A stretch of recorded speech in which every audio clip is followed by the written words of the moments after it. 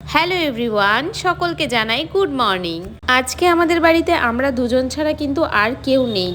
সকালে পড়ানো ছিল, তাই সকাল সকাল ঘুম থেকে উঠে পড়িয়ে তারপরে চলে এসেছি ঘরটাকে একটু ঝাড়পোছ করতে। আজ কিন্তু সকলেই বাড়িতে আসছে, সাথে মামনিও আসছে, তাই জন্য ভাবলাম যেহেতু মামনি এই বারান্দাটা দিনের বেশিরভাগ সময়ই কাটায় এখানে, তাই জন্য ভাবলাম আজকে একটু সুন্দর করে এই জায়গাটাকে পরিষ্কার করে দিই। সেই মতোই এখানে কাজে লেগে পড়েছি। আর এদিকে আমি মুখে মাস্কও পরে নিয়েছি, তার কারণ আমার তো ঠান্ডার প্রবলেম আর ধুলোতে অ্যালার্জি আমার ভীষণ পরিমাণে, তাই জন্য আগে সেফটি। তো ভিডিওতে তো আমি সবটা নিতে পারিনি। আমি এই বারান্দাটাকে পরিষ্কার করেছি, সঙ্গে পুরো বাড়িটাকেই কিন্তু আজকে পরিষ্কার করেছি, ধুয়ে মুছে একদম সাফ করে রেখেছি। যেহেতু আমারও ধুলোতে খুব অ্যালার্জি, তাই জন্য চারপাশটা মানে পরিষ্কার পরিচ্ছন্ন না থাকলে না আমারও একটু প্রবলেম হয়। আজ না সকালবেলা থেকেই মন করে ফেলেছিলাম যে আজকে পুরো বাড়িটাকে সুন্দর করে পরিষ্কার পরিচ্ছন্ন করে নেব। সেই মতোই কিন্তু আমি এখানে কাজকর্ম শুরু করে দিয়েছি। এদিকে দেখো এবারে বেডশিটটাকেও চেঞ্জ করে নিচ্ছি বারান্দার। এই বারান্দাটা যেহেতু রাস্তার সামনে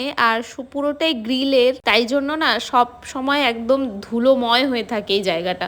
যতই পরিষ্কার করো না কেন, ওই যে 1 ঘন্টার মধ্যে আবার যা তাই হয়ে যায়।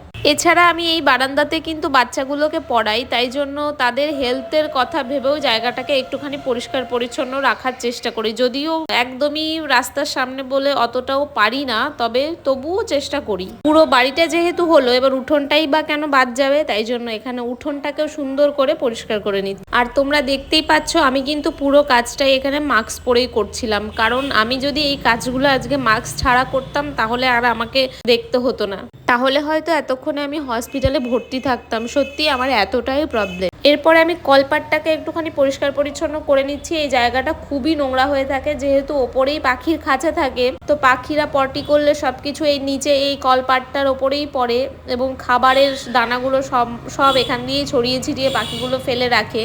মামনি বাড়িতে থাকলে এই কাজগুলো মামনিই করে, কিন্তু যেহেতু মামনি নেই, সেহেতু আমি যেহেতু বাড়িতে ছিলাম, তাই জন্য ভাবলাম কাজগুলো করে নিই। আজকের ভিডিওটা এই পর্যন্তই। ভালো লাগলে লাইক কমেন্ট শেয়ার করে দিও এবং চ্যানেলটিকে সাবস্ক্রাইব করে দিও।